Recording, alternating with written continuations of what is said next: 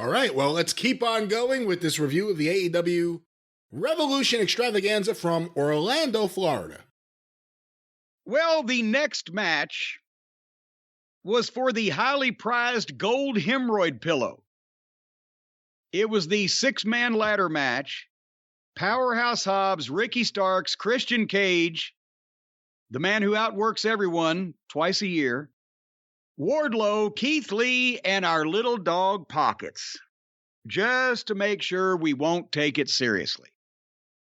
And as we mentioned, they hung the gold hemorrhoid pillow over the ring again, and you got to get the ladder and get the blah, blah, blah.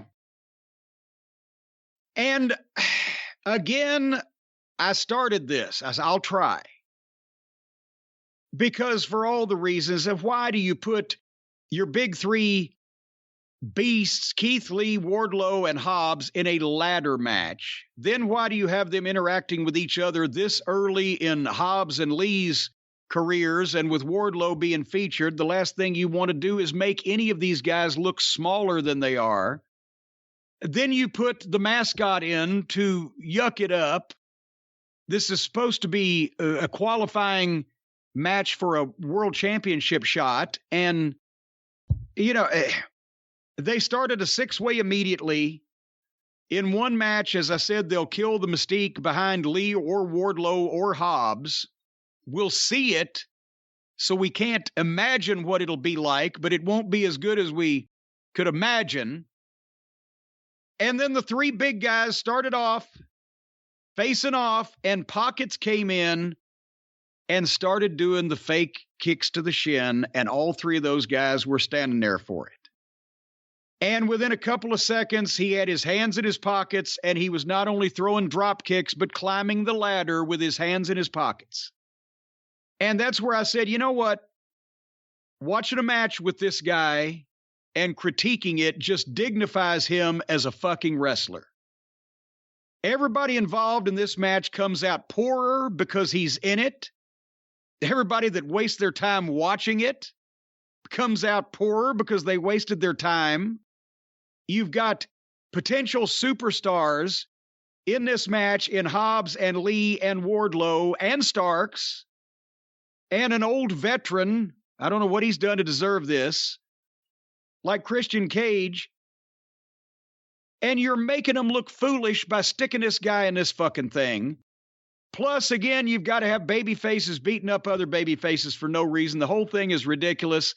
So I fast forwarded. I said, if they stretch your Pockets out early, then I'll start watching it again. And they didn't. Wardlow got the donut pillow. What did I miss, if anything? You know, the usual. I mean, we've seen a lot of these matches. They don't really have the special quality anymore. I, like you, disagree with putting several guys like Wardlow and Keith Lee into this match. As soon as you saw Orange Cassidy, I had the same reaction. Not the same, but I had a reaction similar to yours. And oh no, but I watched the match. I forgot it was a brass ring. I kept looking at it saying, it's a golden circle? What does that signify? I forgot it was a brass ring. And Wardlow won, and I guess that's, if we can get past the match, that's kind of the story there, is just Wardlow gets this big victory.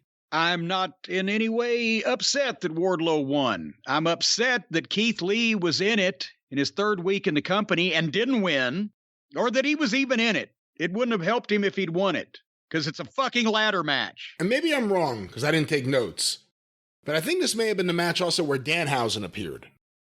Well, I didn't see Danhausen, so it probably was, unless he invaded one of the girls' matches.